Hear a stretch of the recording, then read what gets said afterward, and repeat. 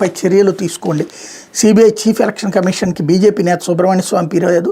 Supreme court జాతీయ మానవ హక్కుల కమిషన్ లోక్సభ స్పీకర్కు ఫిర్యాదు చేసిన ఎంపీ గురుమూర్తి తిరుపతి కార్పొరేషన్ డిప్యూటీ మేయర్ ఉప ఎన్నిక సందర్భంగా చోటు చేసుకున్న రాజకీయంపై చర్యలు తీసుకోవాలని బీజేపీ సీనియర్ నేత సుబ్రహ్మణ్య స్వామి సిబిఐ చీఫ్ ఎలక్షన్ కమిషనర్కి ఫిర్యాదు చేశారు. మరోవైపు తిరుపతి ఎంపీ మద్దెల గురుమూర్తి సుప్రీంకోర్టు జాతీయ మానవ హక్కుల commission Lok Sabha speaker SC commission కేంద్ర ఎన్నికల సంఘానికి దీని మీద ఫిర్యాదు చేశారు. తిరుపతి కార్పొరేషన్ పరిధిలోని 50 డివిజన్లో 48 వైఎస్ఆర్సీపీ గెలుపొంది. టీడీపీ కేవలం ఒకే ఒక్క డివిజన్లో గెలుపొందింది.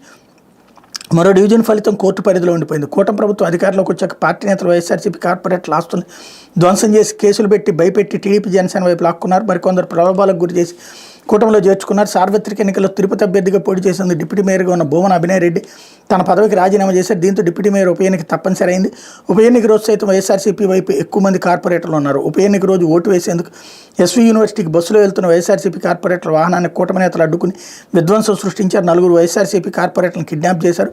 అదే బస్సులో ప్రయాణిస్తున్న తిరుపతి ఎంపీ మద్దెల గురుమూర్తి, ఎమ్మెల్సీ సిపాయి సుబ్రహ్మణ్యం, నగర మేయర్ డాక్టర్ శిరీష్ పైన దాడికి తెగబడ్డారు. ఈ ఘటనపై బీజేపీ సీనియర్ నేత సుబ్రహ్మణ్య స్వామి స్పందించారన్నట్టు వార్తని హైలైట్ చేశారు. ఆయన బీజేపీ సీనియర్ నేత అని ఆయనకైనా తెలుసో లేదో తెలియదు, బీజేపీ వాళ్ళకి కూడా తెలియదు.